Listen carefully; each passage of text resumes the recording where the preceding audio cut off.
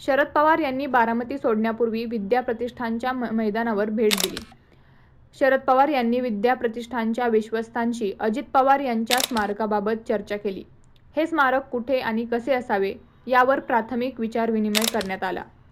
या भेटीदरम्यान शरद पवार आणि प्रतिभा काकी दोघेही अत्यंत भावूक झाले होते.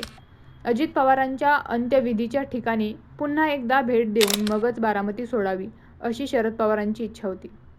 अजित पवारांनी बारामतीचा विकास करताना नेहमीच नाविन्यपूर्ण वास्तू उभारण्यावर भर दिला होता.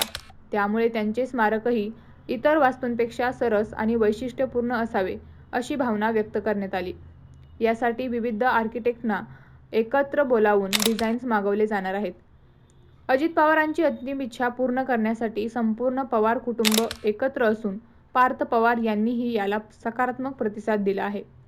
हा क्षण सर्वांसाठीच अत्यंत कठीण होता, कारण ज्यांच्या हस्ते अनेक वास्तू उभा राहिल्या त्यांचेच स्मारक उभारण्याची वेळ आली आहे, याची खंतही यावेळी व्यक्त करण्यात आली.